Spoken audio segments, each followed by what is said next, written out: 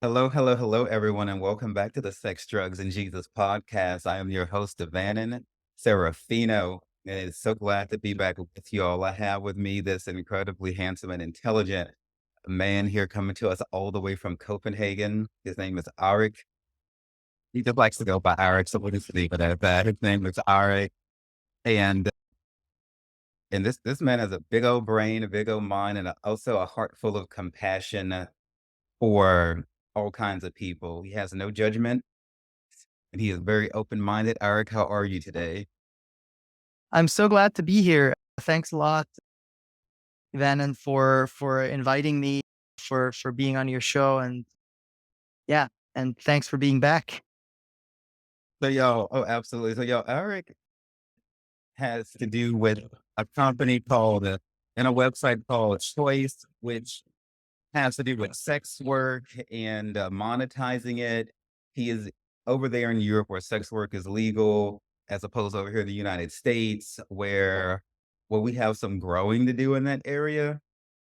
And just tell us a little bit briefly about your company. I'm going to read a little bit of your brief bio here that I snatched off of LinkedIn.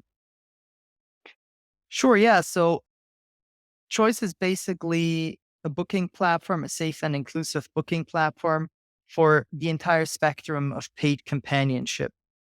So what we mean by paid companionship is you can book or request on Choice or on the Choice platform anything from chatting with someone online, to video calls, to having a coffee or lunch with someone, to holding hands, to having intimate intimate connections or activities with someone, provided they are legal in the jurisdiction you meet.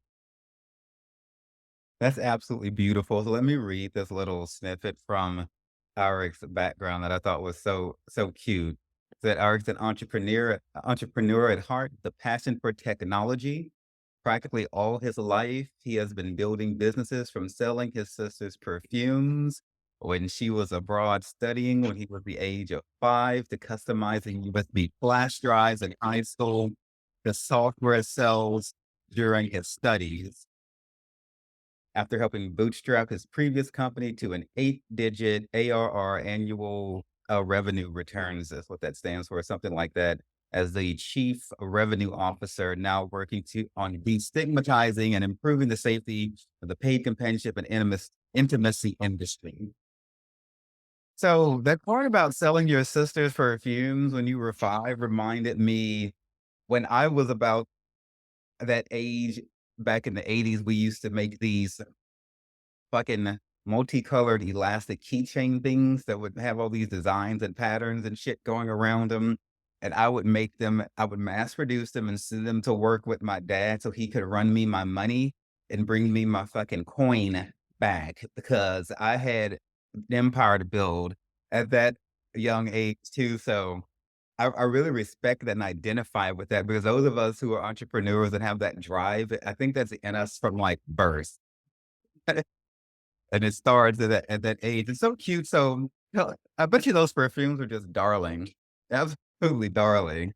Yeah, I think, to be honest, not much has changed from selling the perfumes. Basically, I mean, it's it. I went through the same steps that I would have to go through now to start building a business, right? So there was an obvious need, basically. So people want perfumes, and they were just lying around. My sister was studying abroad for like a couple of years, so she wasn't using them either. And then I just took a bench, put them on the bench, and basically waited for customers, right? And that was like the real life customer market research. So yeah, not much changed. I mean, that's the same way I would start a business now. Just look at markets that are dysfunctional, or problems in society, like loneliness, or like paid companionship, and then see what technology can do to make it better. Right. And so this company was founded just in 2023. growing in a lot of different countries. You made it over to the United States, which is a real mile marker because the United States is a hard ass when it comes to sexual things. Or, why? Okay, so why podcasting? Though this is a very public facing sort of thing to do. How about podcasts? Prostitution, sex work, all of that is an industry, but most people associate to be done in the shadow. Yet here you are, you have to do with the technological aspect of it all the same, but still, why bring this to the forefront and why are we looking at your beautiful face today? Well, so I think what I mean, the reason is simple. So I wanted to have with this company, I wanted to have a positive impact on society. So make the paid companionship industry more refined, as in more defined, so that people who are seeking, for example, companionship can also just get companionship. People who are seeking proximity, there's lots of people who genuinely just are looking for closeness, holding hands, hugging, etc. But as a service or in a form of a service. And that's close to impossible to get because the market right now always mixes it with intimacy and sexual intimacy. And then there's also sexual intimacy where a lot of people have a genuine interest in understanding more about their own sexuality or more about their intimacy, but not necessarily from a theoretical point of view, but from a practical one. And that's also very difficult to to get from in a like verified or safe service scenario. So so we're really here to build trust in this industry and transparency. And I think you cannot build a company and say that you're building transparency and trust when you stay in the background yourself. So that's why I actually love these podcasts. There's no question that that is not important in this regard. Also, like we just had a news coverage, a press coverage, and I also replied to lots of the comments. Like there's lots of very valid comments that may sound offensive, but they're absolutely valid. If people think these questions, then those are valid questions, and we need to take a stance and communicate as a company what our opinion is about these questions and these topics. Very good. I'm going to touch on the loneliness aspect of that later because I pulled a snippet from your website that the loneliness in Germany article that you have. And then I want to talk a little bit about this from the companionship aspect. I wanted to read a little bit that I pulled from Wikipedia about prostitution in Switzerland. Arik is from Switzerland originally, and so I just thought I would go poking around in Switzerland and see, although a lot of the research brought me into like the United Kingdom as well. But a lot of the mentality is the same across the different parts of Europe. So this says that prostitution in Switzerland is legal and regulated. It has been legal since 1942. Who knew? Trafficking, forcing people into prostitution, and most forms of pimping are illegal. Licensed brothels, typically with a reception and leading to several studio apartments, are available. One estimate puts the number of street sex workers in Zurich at 5,000. Another estimate, 20,000 prostitutes in the country. The majority are foreigners from the Americas, Central Europe, or the Far East. In recent years, the number of full-service sex workers has increased. Many workers operate using newspaper advertisements, mobile phones, and secondary rented apartments. Some even accept credit cards. So I was surprised to see that prostitution hasn't been legal for that long. Short in short, in short order, it'll be like 100 years. So what your company is working to do is to make it safer and more accessible, even though it's been around. How are you contributing to what's already seems like it's been in place? Yeah, so that's a very valid question. So I think there's when you said regulate, so there's a couple of things that we have to dismantle a little bit here. So first of all, when you say prostitution, I think we need to um, correct that that terminology a little bit, because when when people hear prostitution, what they associate prostitution with oftentimes are non-consensual parts of sex work. So prostitution is oftentimes associated with human trafficking or forced prostitution. So it's important to separate these two terms, prostitution, and what we are doing with choice is we are enabling the self-determined and consensual form of sex work among paid intimacy and paid companionship. But that's really important to separate these, because people or society still mixes or associates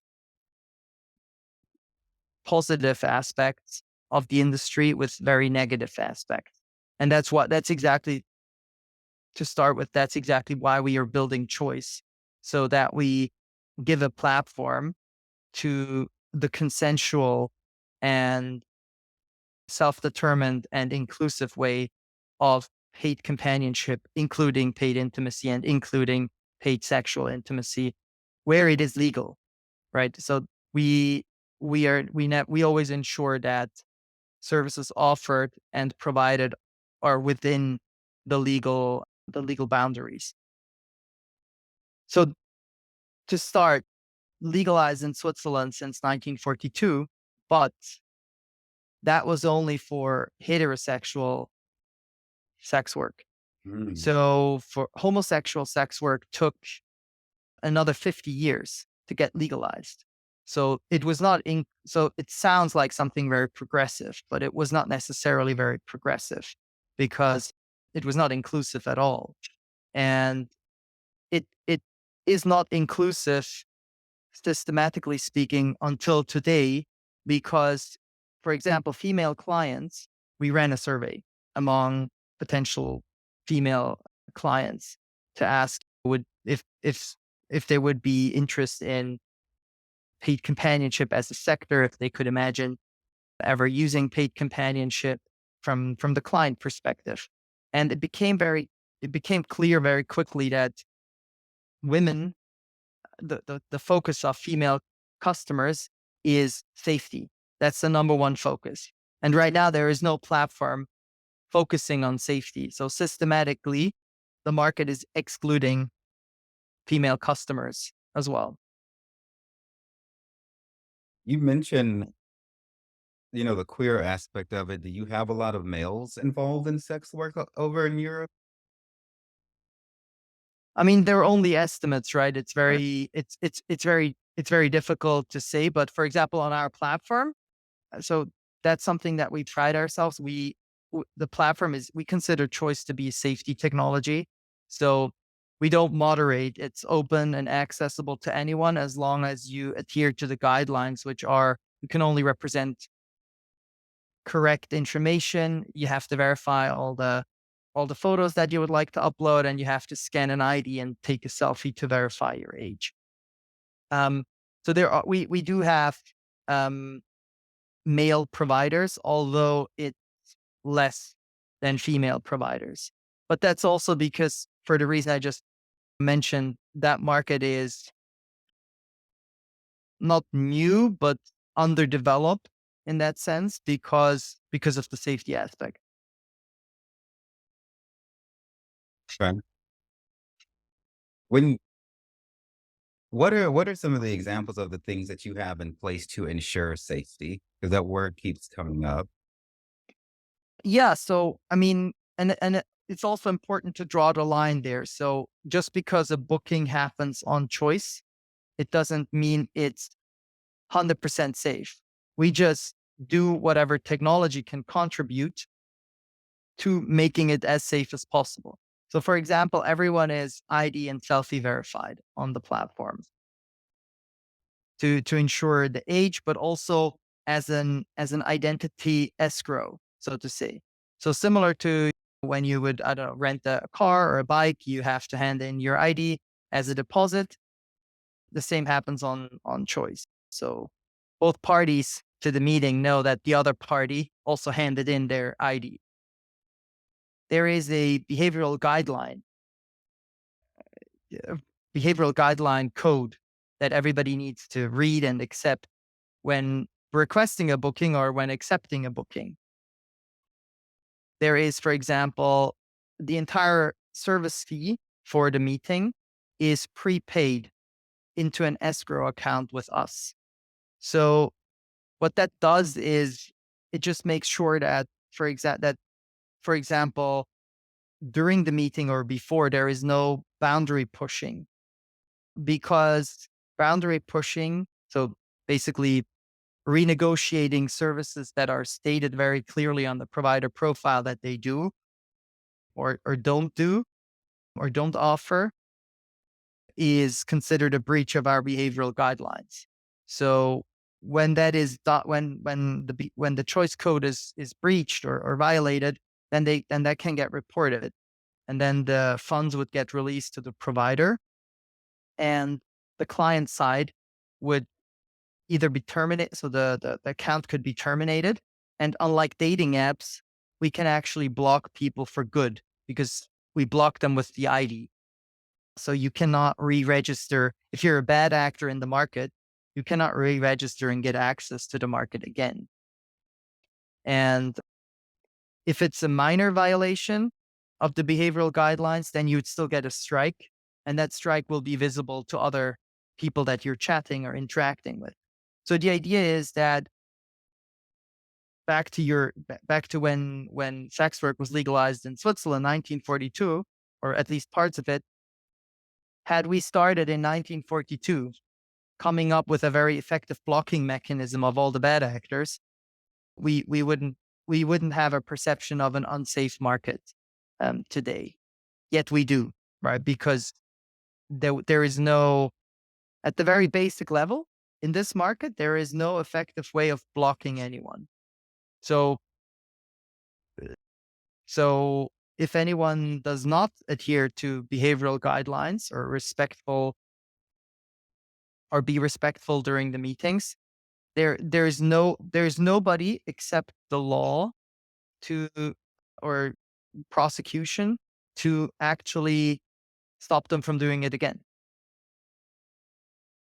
Money is a great motivator. So what I'm hearing you say is you verify people's ID, whatever fee is negotiated between your provider and the client is going into an escrow account and it's not transferred until the services are rendered. If something fucked up happens, then a strike goes against whomever, then the money it's sent to the provider because probably usually it would be the client that's committing a trespass and probably not the providers. But and then since people have already paid their money, they're probably less likely to act the fool. And then you have their ID. So I think that that's very, very clever and very, very smart.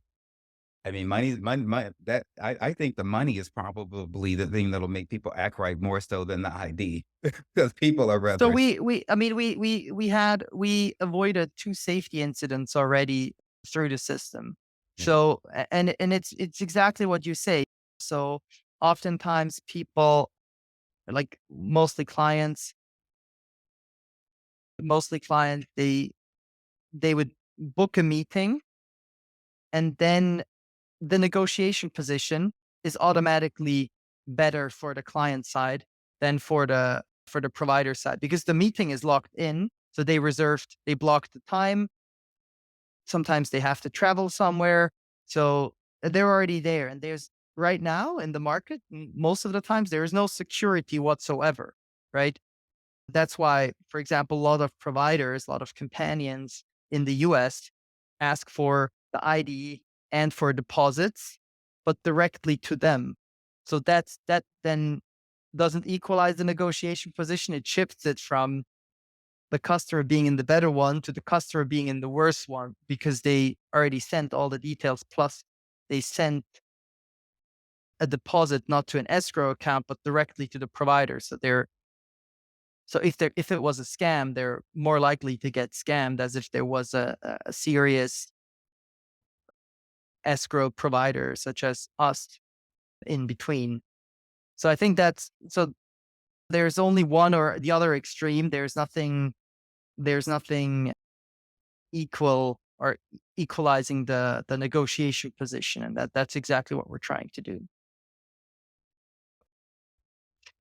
What you're saying, man, sounds a lot safer and than anything I've seen here in the United States. I personally don't go on any sex apps or dating apps. I'm adamantly against them in terms of like for my personal taste. And I'm always looking at things from an energetic and a spiritual perspective. I don't judge anybody for the things they do. Otherwise, I would not host a Sex, Drugs, and Jesus podcast or be talking to somebody who has to do with it. I don't have to like everything for myself. I just focus on what I have in common with my friends, and I don't try to change them. I don't have to have everything in common with them. Many of my friends are sex workers or atmosphere models or whatever they want to call themselves. I just be like, girl, do you, but we gonna go and I don't know, do these drugs or whatever together that we like to do. But I don't have anything to do with that aspect of it. Having been on sex and dating apps before, that's why I know I don't like them. I can tell you here in the United States, apps, popular fucking apps like say Grinder and Tinder and things like that. I don't think Grinder even has a motherfucking. I guess you're familiar with Grinder. I'm sure you research. They don't even. At least the last time I was on it, which has been quite a while, there is no damn ID verification. If somebody makes a mistake, quote unquote, you can just sign up with a new email address. There is no re-verification.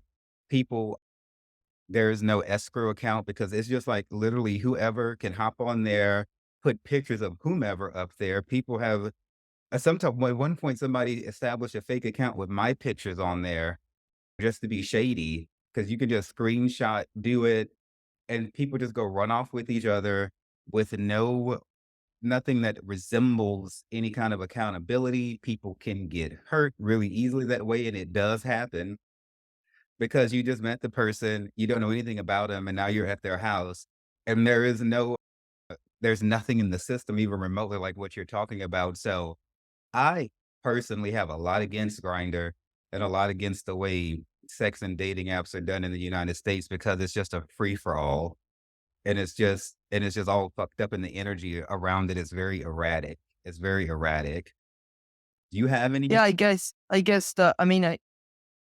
I think when I want to get to the bottom of what a company wants to do, I look at the business model. Okay. So how does a company make money? So there's lots of directories where providers can create an ad and they pay for the ad, and then customers or potential customers can contact them through the ad. So looking at a directory business, how they make money is ad revenue from the providers paying for getting listed on their platform.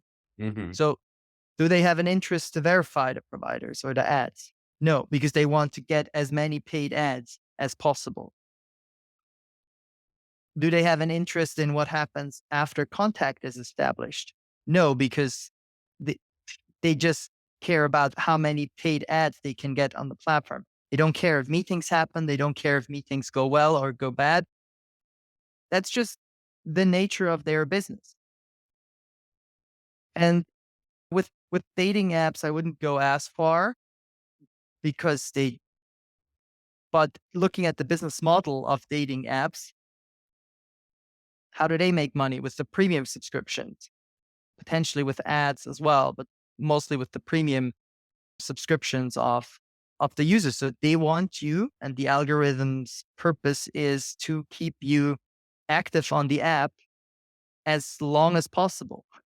So so so that so that's really, to me, that's less transparent than paid companionship, where one party says, I am willing to offer or provide these services. I'm willing to go through all these hoops to create my profile and get it approved. It doesn't cost me anything. And then clients say, I'm looking for exactly this. And there's no negotiation, by the way, on the price. The price is stated by the provider, and clients cannot negotiate it. So so we think this is more transparent than an algorithm in the back creating a connection or matching between strangers for whatever reason.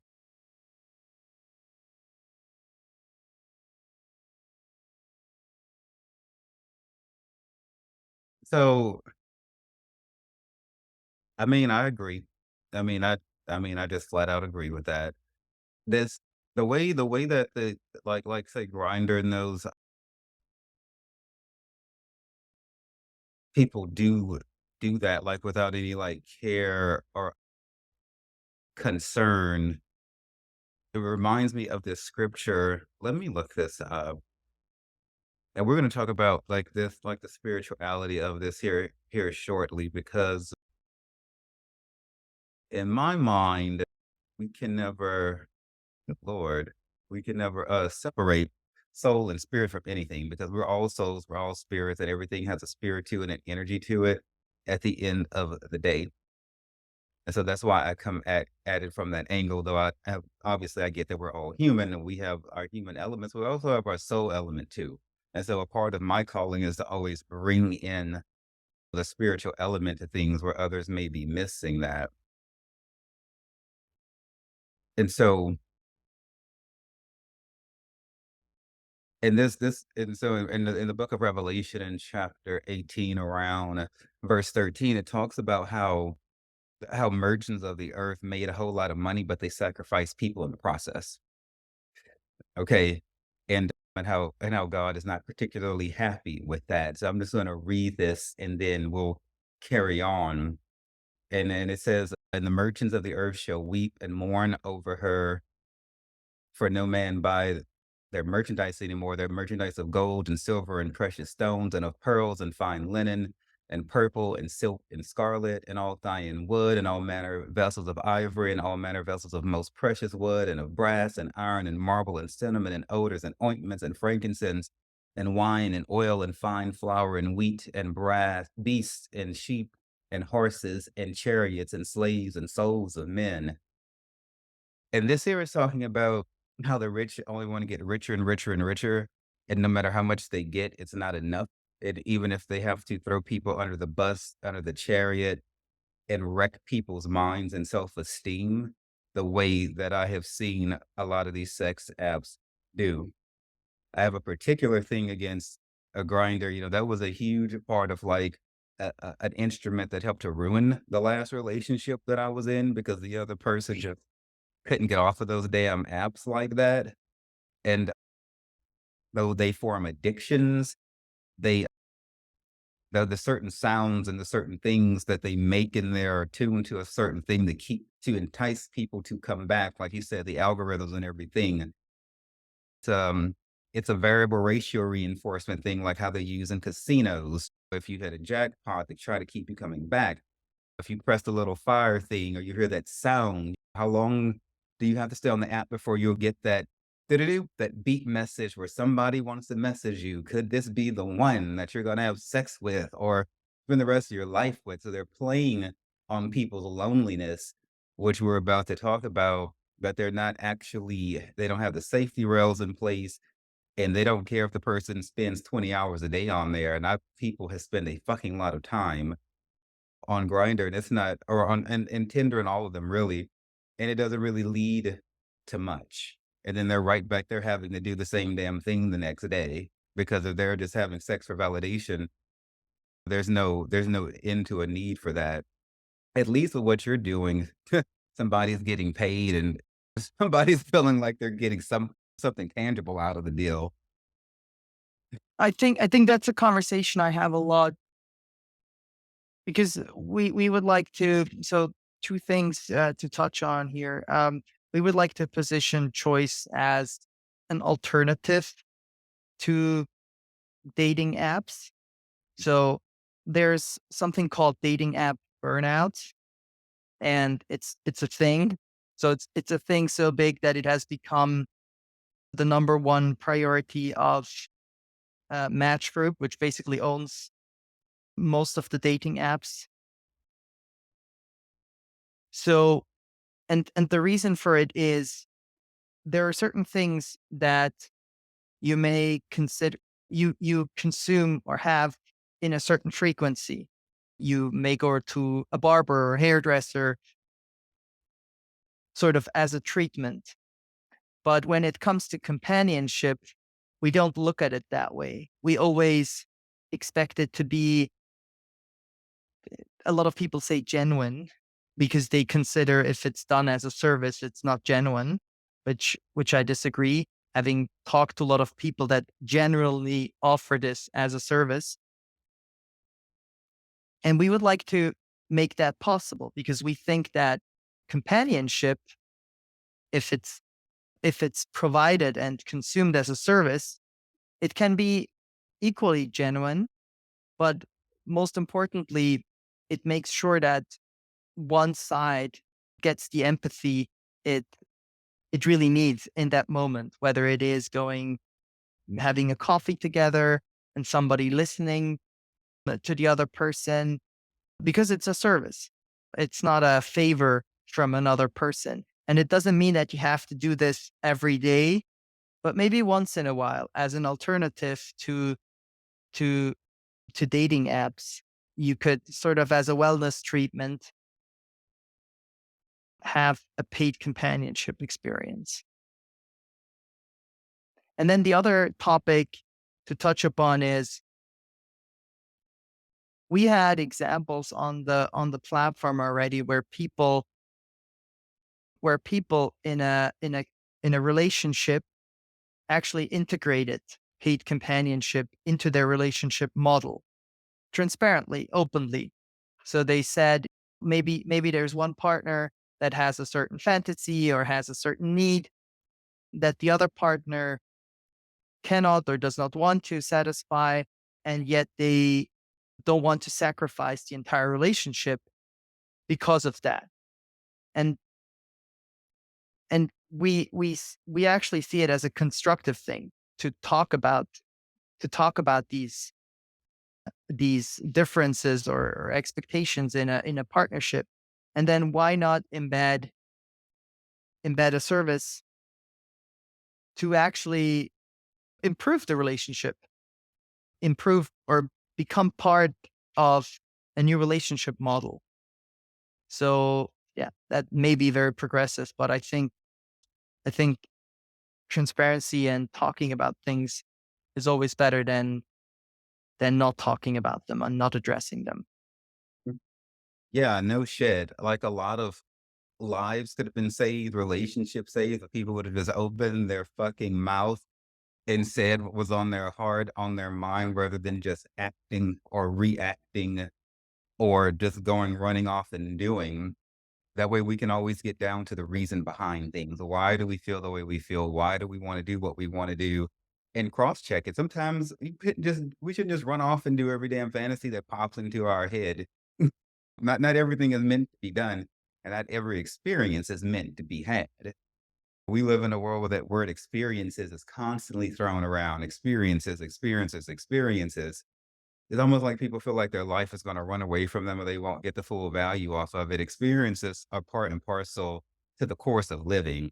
I want people to get to a point where they're refining their experiences and being sure they're very fucking high quality and carry emotional depth and meaning because experiences are going to happen. But we have to be sure they're the right ones for us.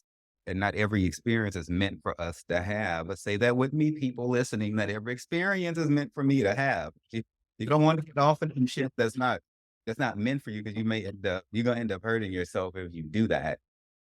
And the thing is when people go and have experiences and they do get hurt, they don't come back and report that because that's not cute for social media.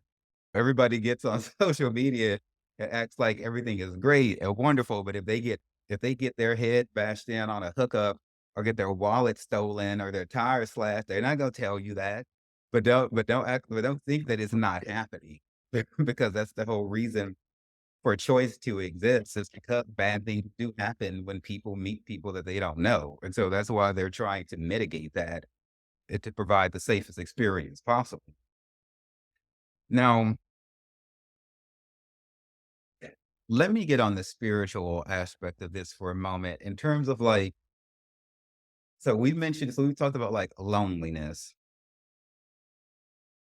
For me personally, I view sex as like, so we're mind, body, soul, spirit. We have like seven spiritual bodies, like our astral body, our different bodies like that. You can read about this a lot, like online or wherever. They really look at that heavily, like in Eastern religion. When we have sex with somebody, it's really like a soul fusion that is happening. And whether or not somebody wants to marry the person, call it meaningless sex or whatever, since sex is something that the divine created, humans don't have the power to rewrite the esoteric and astral laws governing sex. Now, they can put themselves in a state of denial about it, but they can't change it. And so that's why things like, say, sex magic work. Myself and two other spiritual leaders put a blog on my website, sextros about sex magic, and we answered questions about that. Those things are true. I've dealt with witchcraft and stuff ever since I was a child. Whether or not somebody believes in voodoo and witchcraft or sex magic is irrelevant. Like, it will work on you one way or the other. Your belief system doesn't have to be in place. And when we have sex with people, we fully open up our souls to people because it is a soul transfer. That's why such things exist on a positive note, like sexual transmutation and sexual alchemy, where people can come together and have sex and use those energies to heal themselves, to get closer to the divine, to give honor to the divine. You can use sexual power between two people to manifest big things. That's a more direct, intentional co- coursing of those energies. So personally, I would never pay for sex or sell it because I view sex as a high magic ritual. It is a very sacred thing. And I wouldn't personally do it. But if somebody's going to do it, I would rather them do it in the safest way possible. I'm not judging y'all at all. A lot of my friends do this. And all my friends do a lot of shit that I would never do, but I don't go around trying to fix them or repair them. I don't ever say, you need to stop doing that. I just make them aware of these spiritual risks and implications of whatever the fuck they want to do, they do. And we focus on what we have in common. I don't look at them like they're any less than me or anything like that, but we have to know what we're for and what we're not for and why. Now, notice I'm not saying I don't think this is bad just because it's some general blanket sin. To me, anything that we should not do comes along with some sort of risk or some sort of damage to ourselves, some sort of practical, quantifiable harm. And to me, that's what any type of quote unquote sin would be anyway, because there's always a logical reason to it. Loneliness, in my opinion, won't be fixed by a lot of this. I think people, as like on your website, there was mention of like COVID and everything like that in the loneliness article. Until people get to a point where they can be happy in their own energy by themselves and they sort out their childhood issues and everything like that, no amount of dating, meeting people for coffee, and certainly not sex is going to fix people's internal loneliness. That is a very deep thing. However, I am happy for things like your app as a form of harm reduction because it's far better for somebody to set up a date with somebody to go have coffee than to cut themselves from being lonely. Okay. I like this for being used as an alternative to something far worse like that, but it's not going to fix it. So I just want people to understand that if you're lonely, you can't seek healing in people. You have to get yourself sorted out with the divine. But this is a beautiful thing to have in the meantime, though. I couldn't have like summarized it better myself, to be honest. Like that's exactly what you just said is exactly what we stand for. So first, the part about no judging, it's the same thing. Like, who am I to judge or say what people should or shouldn't do or can or cannot do? I mean, I'm going to quote a professor of the University of Richmond here that I had the pleasure talking to. She wrote a book about that's called Debating Sex Work, that was published in Oxford University Press, Jessica Flanagan. So in her case, for decriminalization of sex work. She says, in the very basic line of argument, she says, two people can have sex for whatever reason, or sexual intercourse or sexual activity for whatever reason. And pecuniary remuneration, so paying someone for that, does not change their ability to give consent to that activity. And I think that's something really, really important.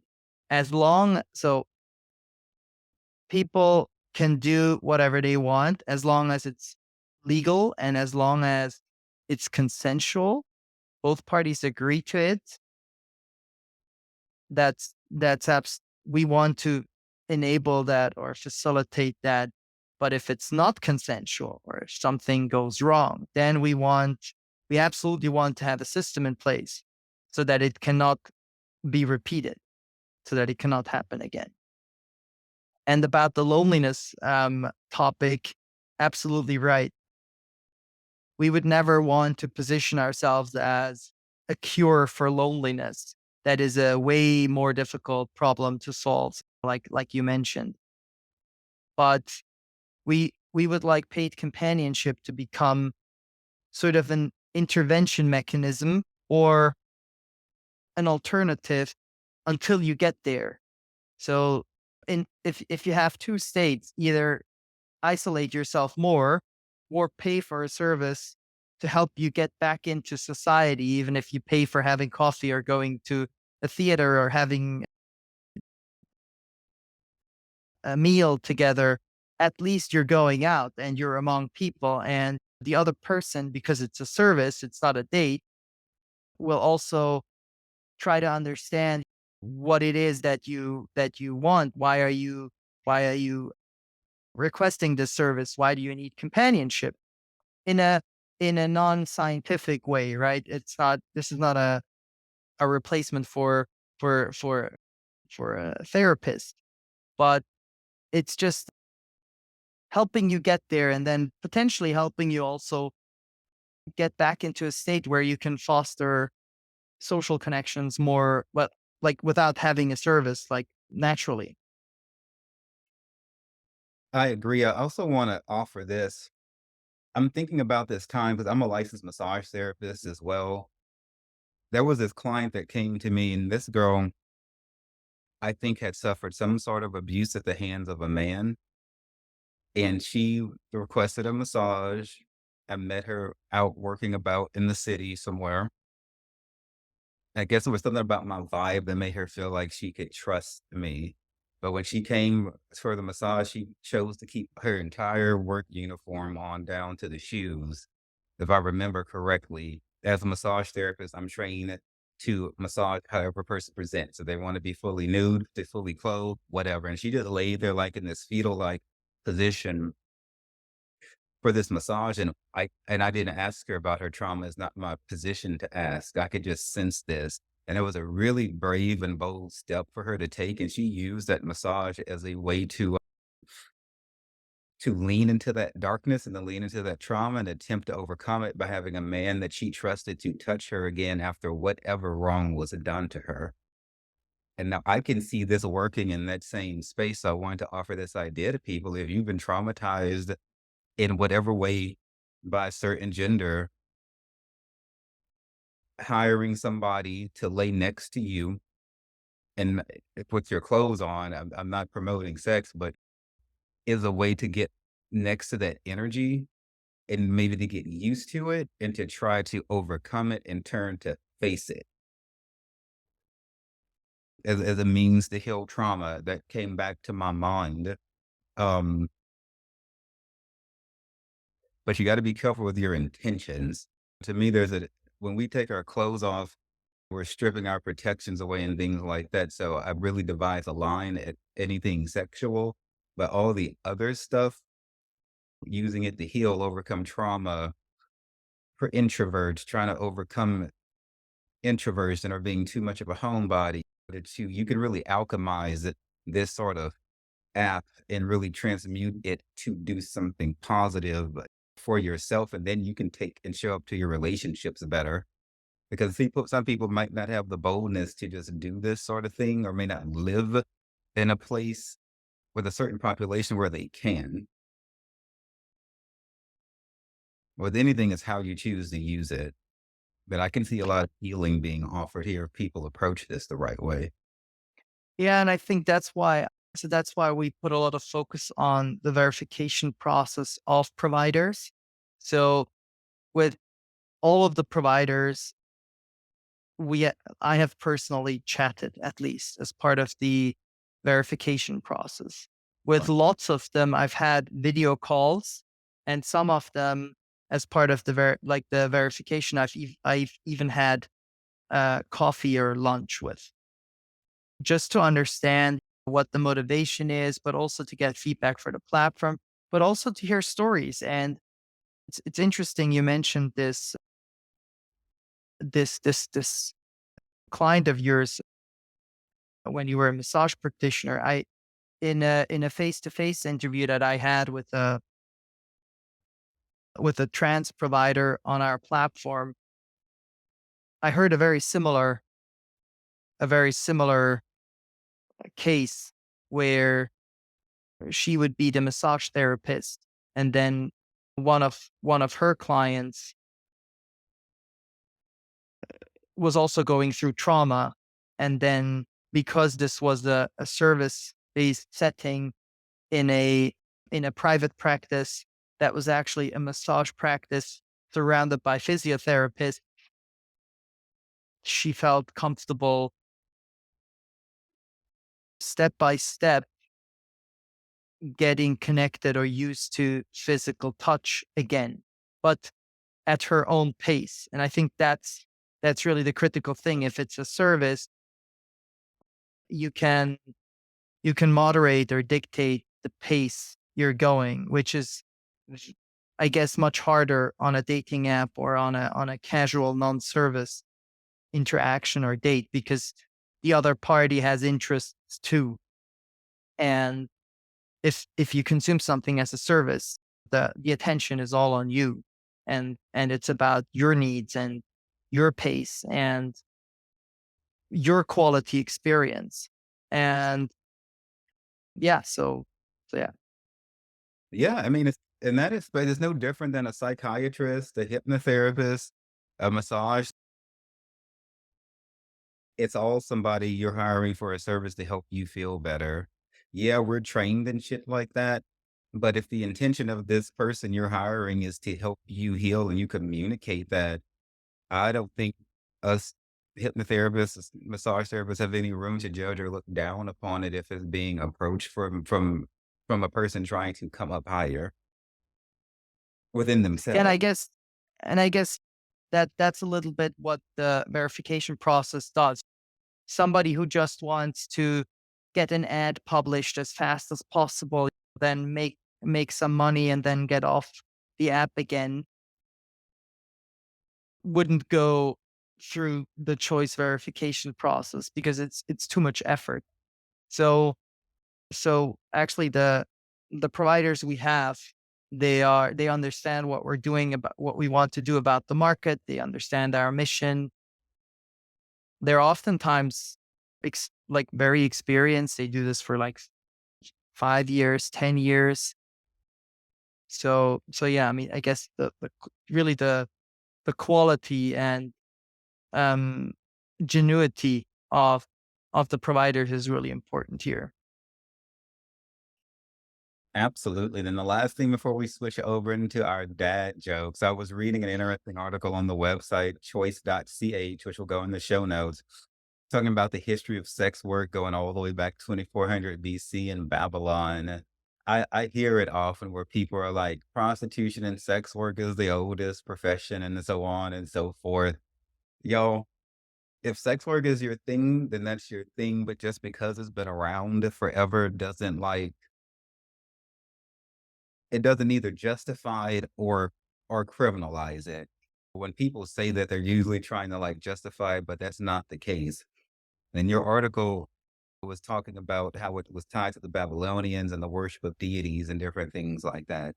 So just know who and what portion of divinity you believe in and why, and be sure that if you're going to do sex work, that it squares with who and what you believe. It does not square with Yahweh because I believe in the Hebrew God and we don't fuck with that. But clearly it worked for the Babylonians. So if you're going to do it, be prayerful about it. Be sure that it squares with what you believe spiritually. Most of the sex workers and people I know either have vague spirituality, they don't really believe in anything at all. And they seem to be on a journey with that. They're my good friends. I hang out with them. I don't judge them. I don't look down upon them. But I always encourage them, like, girl, you got to, I don't necessarily tell them to stop the sex work. I just be like, but you do need to get clear on what you believe spiritually because you're not always going to be in this physical form.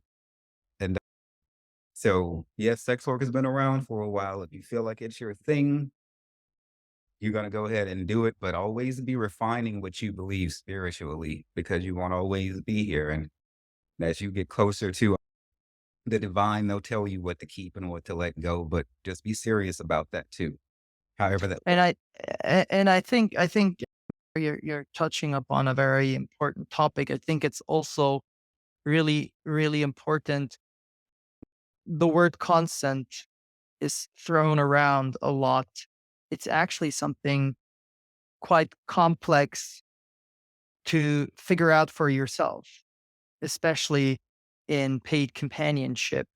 And it can change a lot and it can change by customer. That's, for example, why part of the behavioral guidelines are that consent can be withdrawn at any time. You never know how the provider is going to react to the client and the client is going to react to the provider once they meet. So I think it's an exercise for for yourself to understand where your boundaries are, what you actually would like to do, what you would not like to do for both sides as a like on the client side, but also on the provider side. And then continuously observe that and continuously decide for yourself, is this still okay? Am I still okay with that? Do I want to not offer a certain service anymore, but another service, etc. So this can change and it can change over time, but it can also change on a per client basis. To some clients, you may feel comfortable offering a wider range of services than to others. And so that is an exercise that is extremely important. Who would have thought so much could depth could be derived from something like sex work? You see, y'all, it's not. There's more to the industry than meets the eyes. So I'll go ahead and let you have the last word before I ask you these dad jokes, Eric. Is there anything you'd like to say to the people finally, either about your company, your point of view, any words of advice, anything at all? Well, I mean, the most precious thing for us right now is feedback, criticism, praise, opinions. So check out choice.ch. And if you come across anything that you think we could do better, let us know. We are very approachable. Absolutely. Thank you so much. Now, today's dad jokes come to us from today.com. Dad joke number one, Eric, is why shouldn't you tell Oh, I'm already nervous. why? Oh, there's no need to be nervous. Why shouldn't you tell secrets in a cornfield? Well, of course, because the corn would go bad then. Nah, silly, because there's too many ears. Wow. I'm terrible at this. I it's a backflash to my old company where I was always put in this position to answer knock knock jokes or come up with knock knock jokes that I would never manage. But Oh, okay, oh my God, y'all, let's try another one. he's traumatized from knock knock jokes. Who knew this? A little bit, a little bit. Yeah.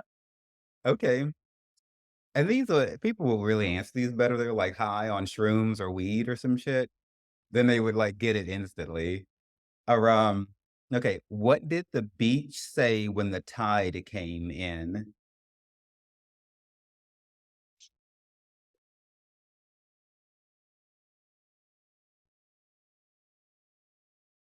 What? I have no idea.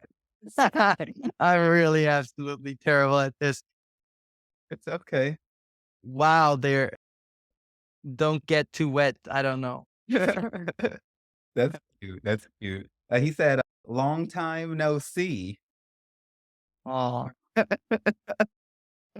nice, Okay. nice. And then the last one, what kind of felines, like what kind of cats can bowl or really are good at bowling?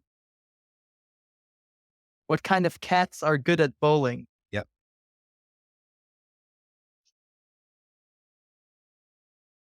I guess round ones? We do like us a good fat cat, but nah, alley cats. Wow. Nice. Okay. Okay. All I right. felt this portion of the entire episode was way more like was putting me way more into spot than everything before. But It's that's all funny. about you, That's baby. funny. I love this. Yeah. So, y'all, his website, like he said, is choice.ch.